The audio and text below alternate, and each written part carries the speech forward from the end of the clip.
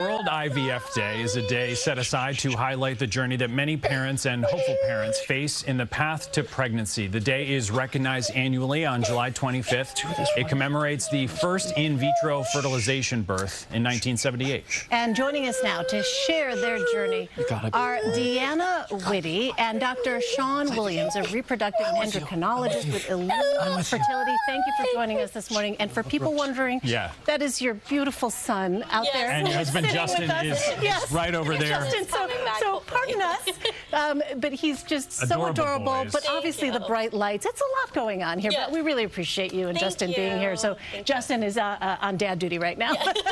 So Deanna, tell me a little bit, first of all, about your journey, because this is something that took place over the course of many years.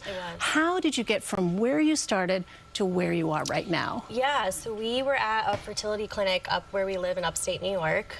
We started trying there to have a baby, build a family, and it was taking a little bit of time. So we met with our local clinics and all of that. We went to multiple ones, and it just wasn't working out, to be honest.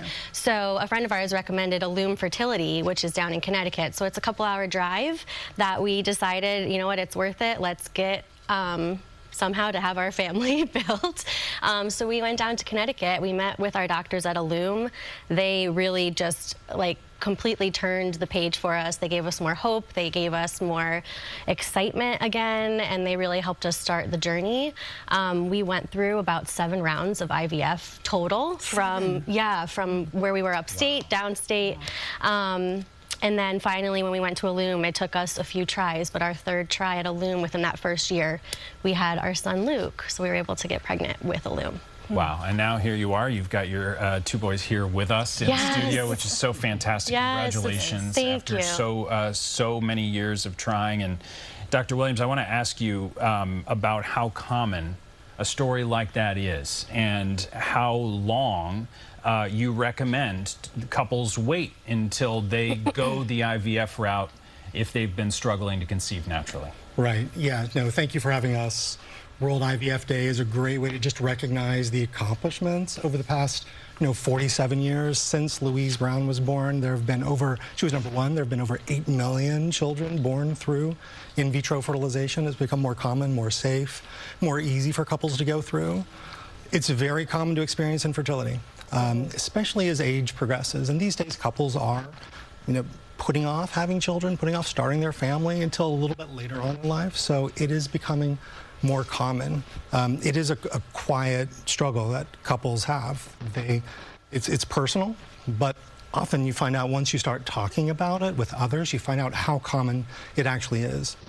It's about 15% of couples of reproductive age, when we expect it to be very easy to get pregnant. 1 out of every 8 couples has a hard time conceiving.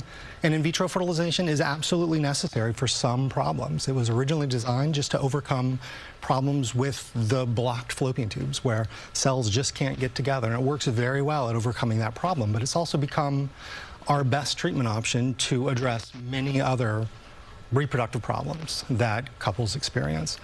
It's also necessary for some couples who need more advanced reproductive care to prevent genetic diseases. Some couples, like same-sex male couples, same-sex female couples, need some of these technologies. Even though they don't meet the definition of infertility, these services help them achieve the family that they so desire. Deanna, I'm wondering, this is so deeply personal, as the doctor said, and there's, a financial toll, an emotional toll. Just in our final minutes here, what would you say to a couple that is really struggling now to build their family? Yeah, I would say it is a lot. It's a lot emotionally, mentally, physically, and financially, like you said. I mean, we're still to this day paying for our IVF and all of that. So it's a lot, but it's the time where you really have to lean on your support people and don't give up. You just have to keep trying and going for it. It'll happen. It just might not happen the way you wanted it to or as quickly as you wanted it to, but just don't give up and keep trying. And you talk about the support. I'm sure you as a patient and you as a doctor would both recommend that we talk about it. You know, because as you mentioned, Dr. Williams, the more you talk about it with friends, the more you realize they also had a similar issue. They just didn't talk about it with you. And once we start those conversations, everyone can sort of share in that. Right.